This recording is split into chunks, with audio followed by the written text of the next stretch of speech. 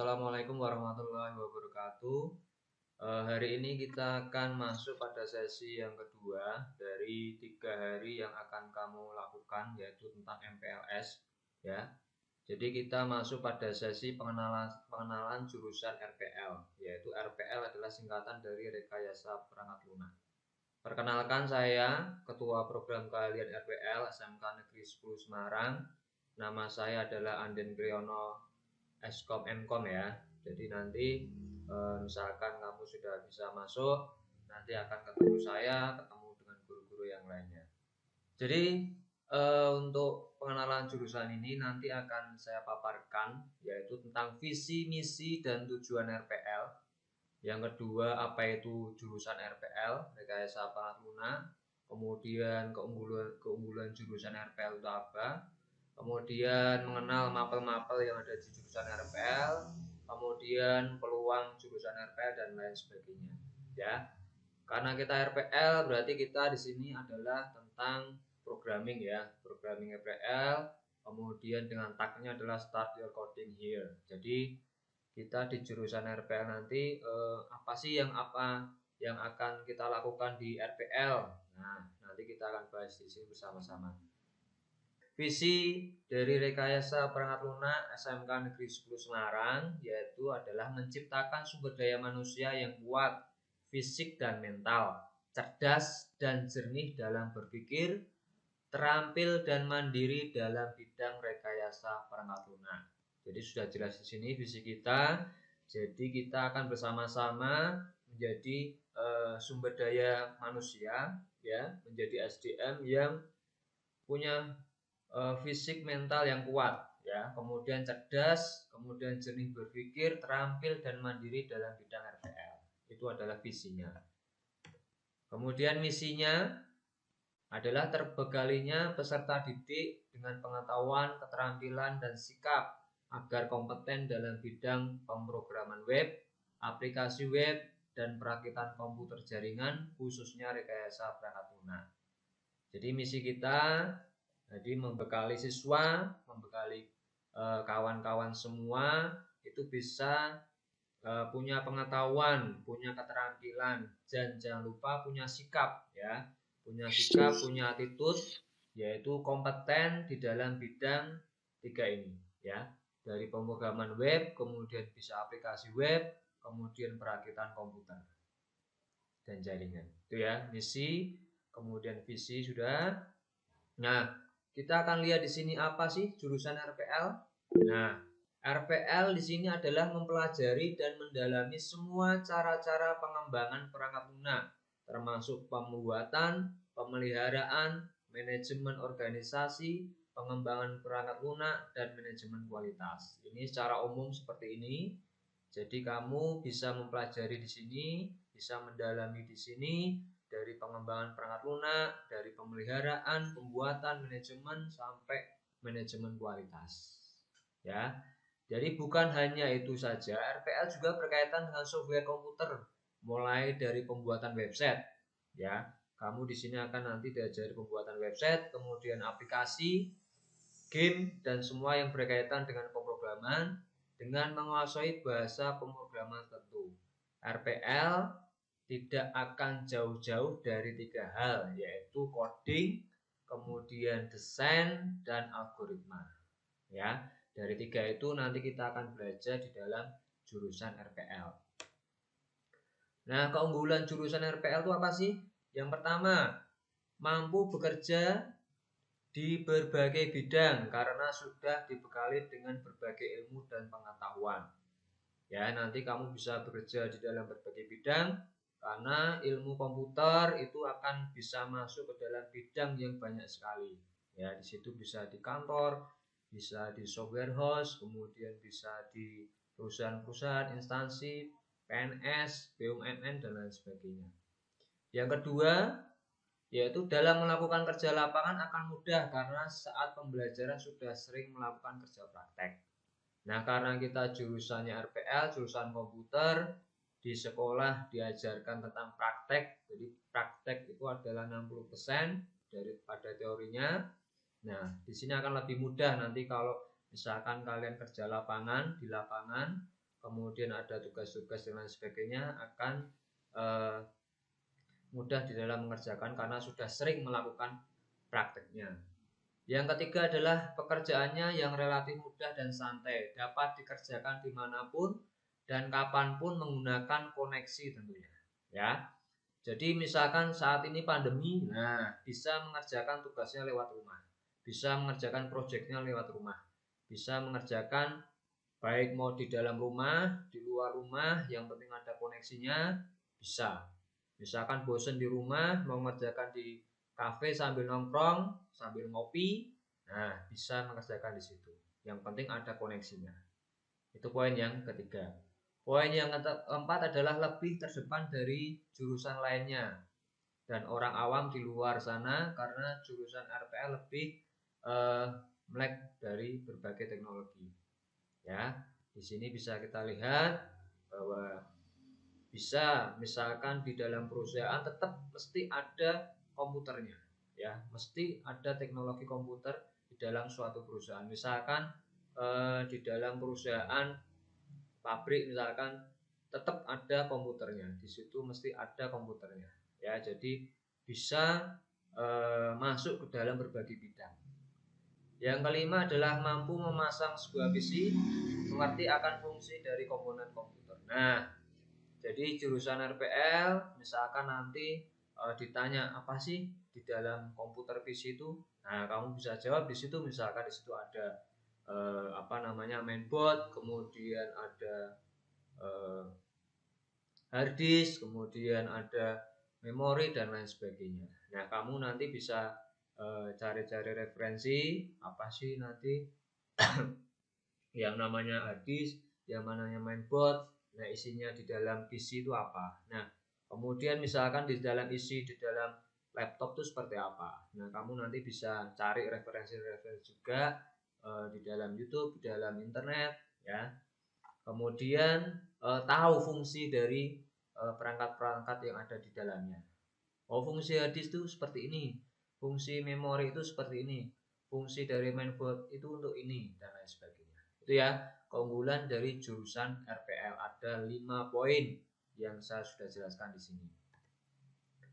Nah seperti kemarin dari bidang kurikulum, ya dari bidang kurikulum Bapak Janto SPD. Jadi mapel rekayasa perangkat lunak ada yang namanya C1, C2 dan C3. Ya. Jadi bidang keahliannya adalah teknologi informasi dan komunikasi. Kemudian program keahliannya adalah teknik komputer dan informatika. Kemudian kompetensi keahliannya adalah rekayasa perangkat lunak. Ya, jadi kamu kalau ditanya di luar sana, kamu di SMK Negeri 10 kompetensinya keahliannya apa? Jawabannya adalah rekayasa perangkat lunak. Program keahliannya apa? Teknik komputer dan informatika. Bidang keahliannya apa? Teknologi informasi dan komunikasi. Nah, ini adalah cikal bakal dari nanti mapel-mapel C1, C2 dan C3. Ini sudah jelas ya di sini ya. Saya lanjutkan. Nah, ini dari mata pelajaran yang akan kamu dapatkan, ya, yang akan kamu dapatkan dari muatan nasional. Di sini adalah pendidikan agama dan budi pekerti, kemudian PPKN, bahasa Indonesia, matematika, sejarah Indonesia, bahasa Inggris dan bahasa asing lainnya. Kemudian muatan kewilayahannya adalah seni budaya, pendidikan jasmani, olahraga dan kesehatan. Ini dari mapel untuk muatan nasional sama muatan kewilayahan. Nih. Nah, kemudian untuk muatan kejuruan kemarin yang disinggung oleh Pak Janto C1, C2, C3. Kalau C1 itu adalah merupakan dasar bidang keahlian, ya. C1 merupakan dasar bidang keahlian, kemudian C2 dasar program keahlian. Kemudian yang C3 adalah kompetensi keahlian. Nah, yang didapat mapelnya apa? Di C1 ada 3, yaitu yang pertama simulasi dan komunikasi digital. Yang kedua fisika dan kimia. Yang ketiga adalah sistem komputer. Ini adalah dasar bidang keahlian yang akan kamu dapatkan di RPL. Kemudian yang C2. C2 adalah yang pertama adalah komputer dan jaringan dasar. Kemudian yang kedua pemrograman dasar, yang ketiga dasar desain grafis. Ini adalah mapel-mapel yang akan masuk dalam C2, dasar program keahlian. Kemudian mapel yang ada di C3, yang pertama adalah pemodelan perangkat lunak. Kemudian yang kedua basis data, yang ketiga adalah pemrograman berorientasi objek. Kemudian yang keempat adalah pemrograman web dan perangkat bergerak. Yang kelima produk kreatif dan kewirausahaan. Ini adalah 5 mapel yang masuk di dalam C3, yaitu kompetensi keahlian. Ya, jadi kemarin sudah disinggung oleh Pak Janto, C1, C2, C3 itu apa sih? Nah, ini saya sudah jelaskan di sini. Untuk C yaitu muatan kejuruan ada C1, C2, C3. C1 dasar bidang keahlian, C2 dasar program keahlian, C3 kompetensi keahlian. Mapelnya apa saja di sini sudah ada. Ya, ini dari C1, C2 dan C3. Oke, kita lanjut. Nah, kita breakdown per kelas di sini dari C1, C2, C3 sama A sama B ya. Untuk mapel ya muatan nasional nanti kamu akan dapat seperti ini ya di kelas 10, 11 sama 12. Nah, ini merupakan jam per minggunya. Misalkan di sini pendidikan agama dan budi pekerti ya. Jumlah kelas kita ada 2, RPL 1 dan RPL 2 ini. Kemudian jumlah tatap mukanya adalah 3 jam per minggu. Ini pendidikan agama dan budi pekerti contohnya seperti ini. Ya. Kemudian misalkan sejarah Indonesia cuma diajarkan di kelas 1, kelas 2, kelas 3-nya tidak ada. Ya, di sini per minggunya adalah 3 jam. RPL 1 sama RPL 2. Ini. Contoh lagi misalkan untuk seni budaya juga cuma diajarkan di kelas 1 ya, di kelas 10. Nih, kelas 11-nya, kelas 12-nya tidak ada. Kemudian penjas orkes di sini diajarkan sampai kelas 11 ya. Maaf, 10 sama 11. Kelas 12-nya tidak ada. Nah, kita masuk yang C1. Nah, C1 bidang dasar yaitu dasar bidang keahlian. Ada 3 mapel yang diajarkan di kelas 10 saja. Ya. Kemudian dasar program keahlian C2 nanti juga diajarkan di kelas 10. Nih ya. Kemudian untuk kompetensi keahlian C3 nanti akan di breakdown seperti ini.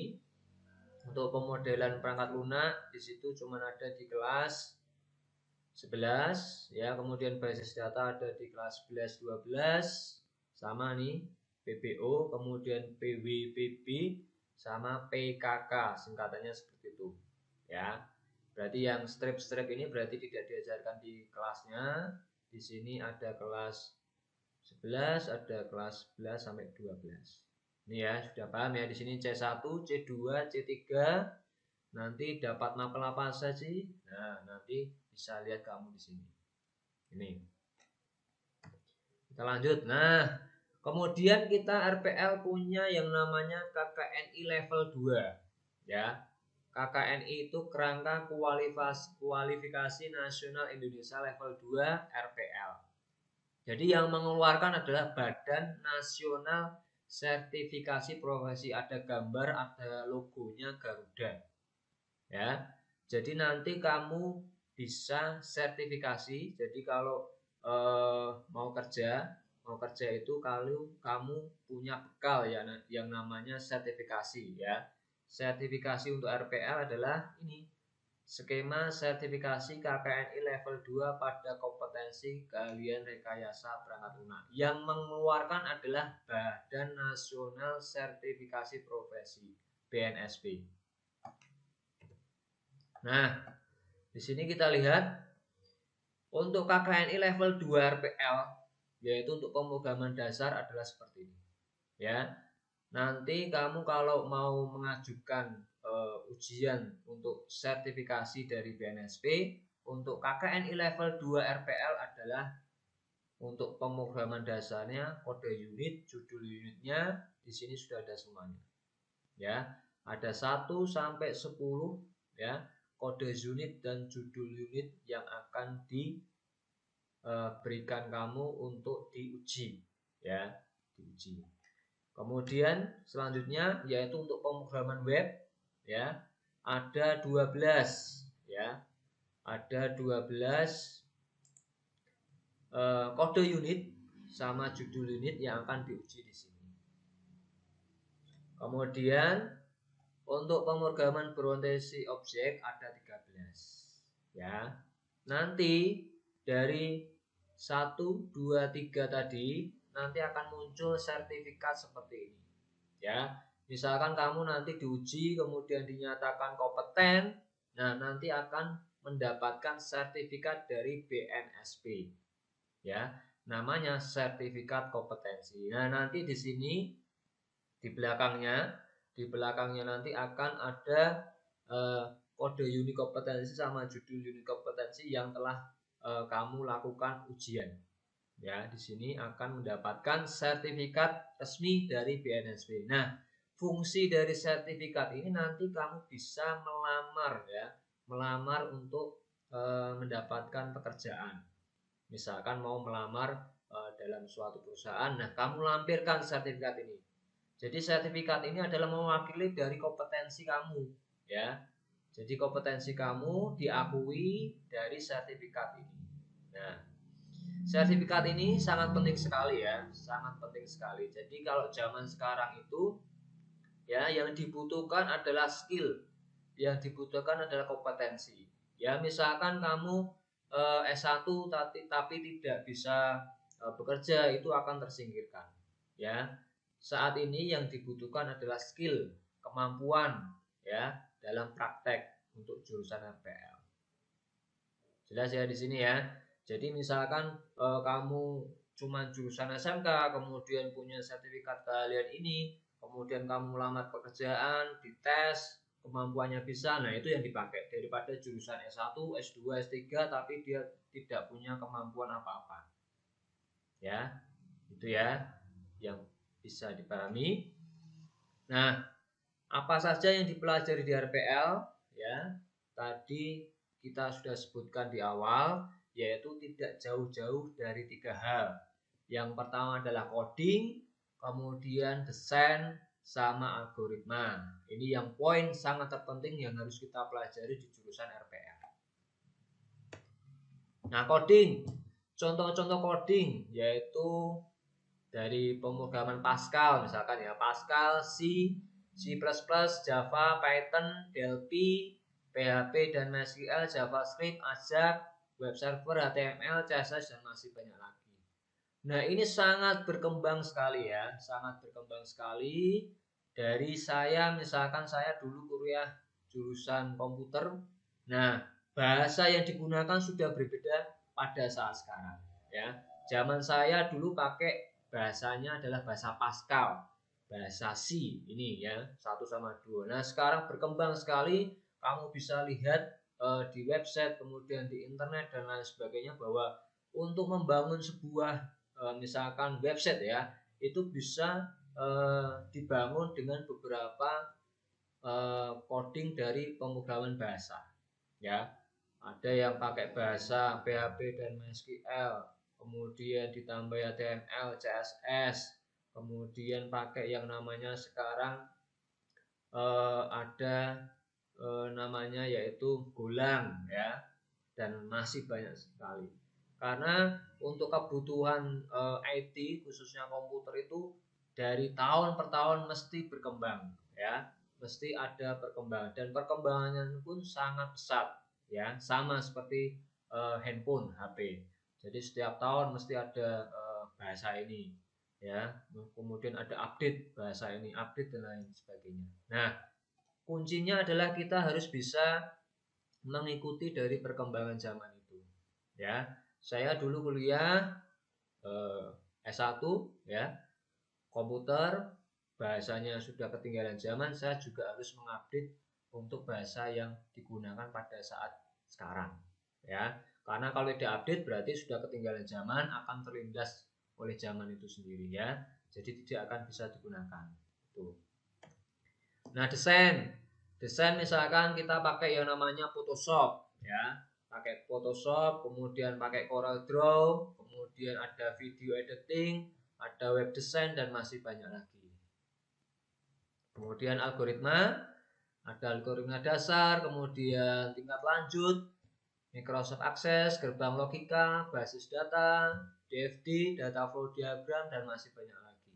Nah, dari poin ketiga itu, dari coding, kemudian dari desain, kemudian dari algoritma, nanti kamu bisa melihat dirinya masing-masing. Oh, saya tuh sukanya di coding apa misalkan, ya, coding ini, kemudian saya suka di desainnya ini, kemudian algoritmanya saya pakai yang ini. Nah, nanti kamu sesuaikan dengan keinginan kamu, ya, sesuaikan dengan keinginan kamu dan disesuaikan dengan keinginan pelanggan. Jadi misalkan dapat project, Mas, Mbak, saya bikinkan seperti ini. Nah, kamu bisa lihat, oh, misalkan projectnya seperti ini, berarti saya harus pakai pemrograman bahasanya ini. Kemudian algoritmanya saya bisa pakai yang ini. Untuk desainnya saya bisa pakai yang ini. Nah, kamu bisa kembangkan nanti sendiri, ya. Bisa tahu dirinya sendiri, oh, saya expert di bidang ini. Ya, nanti kamu bisa ke arah yang sana. Itu, ya. Nah, kesimpulannya, biasanya selain itu, jurusan RPL juga mempelajari tentang perakitan komputer, jaringan dasar, dan masih banyak lagi. Ya, nanti kamu bisa merakit komputer dari pretilan, kemudian dirakit bisa menjadi satu PC, kemudian bisa dijalankan, dikasih OS-nya, bisa untuk bekerja. Kemudian jaringan dasar, kamu bisa menyambung minimal antara satu PC ke PC lainnya, ya. Nanti misalkan dapat project juga, menyambung antar gedung, ya, menyambung PC misalkan 36 untuk sebuah lab, ya. Dan masih banyak lagi. Nah, karena jurusan RPL ini bersinggungan dengan teknologi sehingga perkembangannya mengikuti. Nah, saya jelaskan tadi. Jadi untuk perkembangan teknologi yang semakin pesat, jadi kita harus mengikuti perkembangan tersebut. Kesimpulannya, RPL tidak sekedar membuat program dan membuat website saja, ya. Jadi RPL itu tidak sekedar membuat program software atau membuat web saja. RPL itu sangat luas, ya, sangat luas. Kamu nanti bisa bekerja di pabrik perakitan komputer, perakitan laptop, kemudian membuat jaringan dan lain sebagainya. Ini, ya. Jadi tidak hanya melulu membuat program atau membuat web saja, tapi masih banyak lagi. Nah, jurusan RPL itu mau kerja apa sih? Kita lihat di sini. Yang pertama adalah developer IT. Ya, yaitu merupakan pekerjaan yang mengharuskan Anda dapat mengembangkan perangkat lunak dengan memenuhi kebutuhan klien, seperti perangkat lunak untuk pendidikan, bisnis, hiburan, games, dan telekomunikasi. Nah, kamu bisa expert tentang sebuah program. Nah, kamu bisa kembangkan menjadi pekerjaan developer IT. Ini, ya, yang pertama. Kemudian programmer. Nah, programmer itu membuat program perangkat lunak dari sebuah komputer. Kemudian bisa bekerja baik di industri, televisi, perbankan, media. Jadi peluang kerja RPL sangat banyak, ya. Bisa mendirikan software house, ya. Bisa bekerja di industri, di perbankan, ya. Jurusan RPL, lulusan RPL kita sudah ada yang punya software house, ya. Punya wira swasta mandiri mendirikan software house ada. Kemudian yang kerja di bank juga ada. Kemudian yang jadi programmer di media-media juga ada. Nah, ini peluang bagi kamu untuk menjadi sebuah programmer di sini, ya. Nah, kemudian IT konsultan. IT konsultan di sini yaitu berperan dalam perencanaan dan mengevaluasi penerapan IT. Ya, jadi misalkan ada proyek dari orang, nah kamu bisa merencanakan, kemudian mengevaluasi, kemudian diterapkan. Ya, di sini juga menjadi peluang untuk jurusan-jurusan IT ya, namanya IT konsultan. Kemudian menjadi sistem analis dan sistem integrator. Ya, di sini kamu juga bisa berperan melakukan analisis ya terhadap suatu sistem atau program yang berbasis teknologi dan informasi dalam suatu perusahaan dan membuat solusi yang terintegrasi dan memanfaatkan perangkat lunak. Ya, jadi misalkan di dalam suatu perusahaan, nah kamu disuruh mengembangkan dari IT-nya perusahaan tersebut. Nah, kamu bisa menganalisis dari sistem apa yang kita butuhkan, ya. Jadi apa yang kita butuhkan di dalam suatu perusahaan agar perusahaan itu bisa bekerja dengan IT yang lebih bagus, yang lebih cepat, kemudian dan tentunya juga efisien. Nah, ini adalah salah satu kerja peluang yaitu menjadi sistem analis dan sistem integrator. Kemudian database engineer atau database administrator ya. Ini kalau ini basis data yaitu data warehouse ya. Jadi perencanaan pemeliharaan dari data banyak data di dalam suatu perusahaan. Ini juga menjadi salah satu peluang ya bekerja lulusan RPL yaitu menjadi database engineer dan database administrator. Kemudian ada web engineer. Nah, ini tugasnya merancang kemudian membangun website beserta layanan dan fasilitas yang berjalan di atasnya dan menjadi tanggung jawabnya dalam pemeliharaan website dan mengembangkannya. Ya, jadi punya proyek di suatu perusahaan kita bangun, kemudian kita jalankan, kemudian kita pelihara di sana. Itu sebagai tugas dari web engineer. Kemudian ada lagi peluangnya yaitu computer network data atau data communication engineer. Tugasnya adalah merancang arsitektur jaringan komputer dan melakukan perawatan kemudian pengelolaan jaringan dalam instansi atau perusahaan. Nah, peluangnya di sini adalah di sini sebagai seorang network ya, sebuah komputer network berarti dia melakukan perawatan pengelolaan jaringan. Jaringan itu adalah jaringan misalkan antara perusahaan ya. Perusahaan itu ada jaringan komputer untuk melakukan pekerjaan-pekerjaan yang ada di dalam instansi tersebut. Ya, dari perawatan dan pengelolaannya. Misalkan di sini contoh yang paling kecil misalkan mau ngeprint printnya cuma satu ya. Kemudian mau dipakai misalkan 4 orang. Nah, caranya gimana biar 4 orang itu bisa memakai printer yang cuma satu itu. Contoh yang paling terkecil adalah seperti itu. Nah, caranya adalah melakukan dari jaringan komputer itu supaya komputer dari 4 orang itu bisa connect ke dalam satu printer yang ada di dalam kantor itu. Contoh yang paling terkecil adalah seperti itu. Kemudian developer. Nah, ini yang suka main game ya, yang suka main game misalkan PUBG, kemudian Free Fire, kemudian apa lagi? Banyak hal ya. Nah, kamu bisa tidak cuma memakai tapi kamu juga bisa menjadi game developer. Ya, bikin game kemudian diupload di dalam Play Store, kemudian di-download oleh orang-orang untuk dimainkan. Nah, di sana bisa kamu kasih iklan. Nah, di situ bisa mendapatkan income dari aplikasi tersebut. Nah, ini tugas atau peluang ya, peluang dari jurusan RPL menjadi game developer. Kemudian ada intelligent system developer, yaitu mengembangkan perangkat lunak yang intelijen seperti sistem pakar, image recognizer. Nah, ini sudah level yang tinggi. Contoh yang paling sekarang adalah Atlas ya. headlay yaitu tilang elektronik. Nah, itu bagaimana cara dari sebuah kamera itu bisa menyorot, kemudian mengcapture ya, misalkan mobil atau motor yang melanggar plat nomornya, kemudian dilihat apakah dia pakai handphone pada saat nyetir. Nah, itu fungsi dari intelligent system developer seperti ini.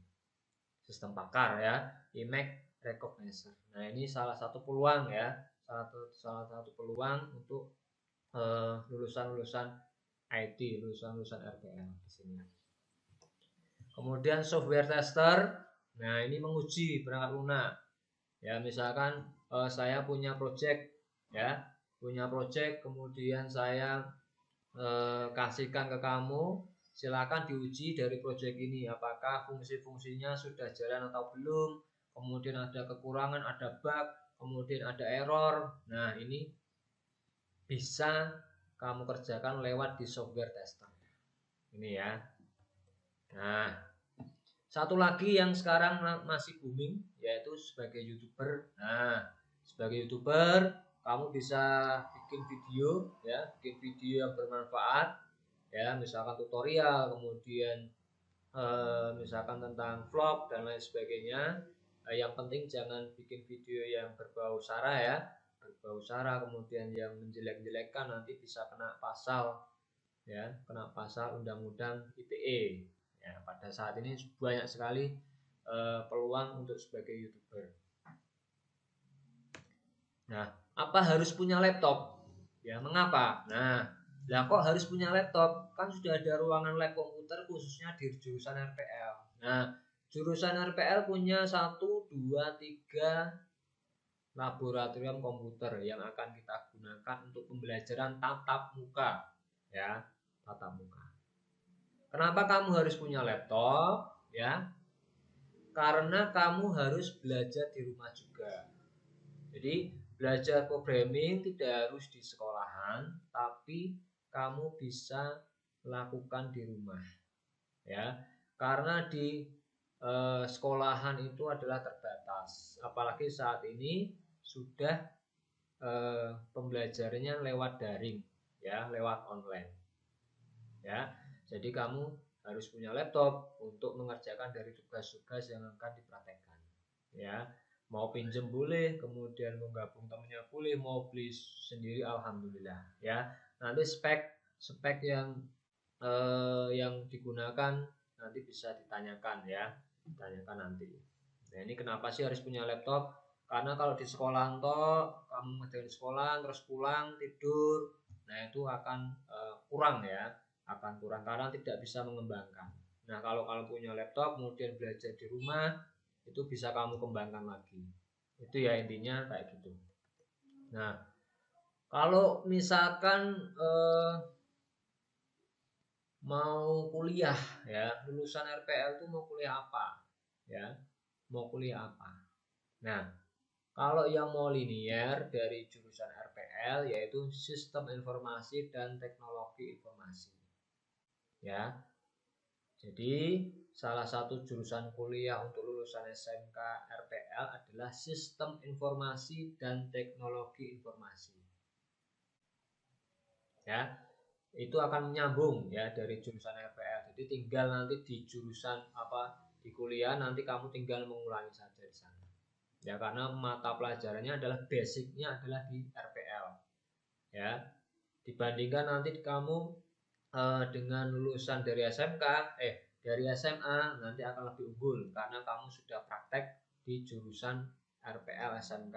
Nah, kamu kalau meningkatkan di kuliah, nah itu tinggal mengulangi saja dari materi-materi apa yang didapatkan di dalam SMK. Itu ya. Kalau mau linier untuk melanjutkan bidang di RPL atau bidang di komputer. Jurusannya adalah Sistem Informasi dan Teknologi Informasi. Tuh. Nah, kalau kamu pengen belajar online mau mengembangkan ya, misalkan yang didapat di Bapak Ibu guru ya di sekolah itu sangat-sangat kurang ya.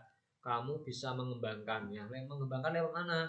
lewat situs-situs yang 3 ini yang saya rekomendasikan, yaitu Codepolitan ya, belajar coding dengan standar kompetensi kerja di sini.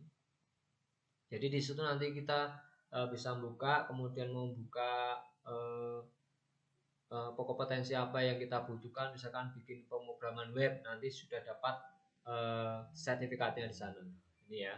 Kemudian sama Build with Angga ya, belajar dari mentor yang berpengalaman dan bidangnya dan mendapatkan sertifikat resmi untuk membangun karir masa depan. Kemudian di coding, jadilah developer expert menggunakan kurikulum standar internasional dan prinsipal teknologi owner seperti Google, Microsoft, AWS, IBM, dan lain.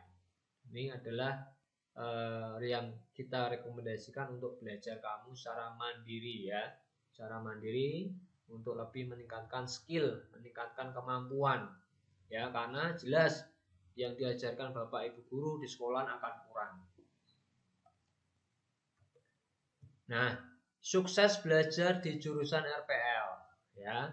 Yang pertama adalah doing task, mengerjakan dan mengumpulkan semua tugas praktek yang diberikan Bapak Ibu guru ya. Apalagi ini masih zamannya zaman pandemi ya, masih daring, masih online. Nah, nanti kamu akan diberikan akun ya, akan diberikan akun dengan @smk 10 SMG ya, SJID yang akan dimasukkan ke dalam GCR ya, mengerjakan dan mengumpulkan semua tugas praktek yang diberikan Bapak Ibu guru ya.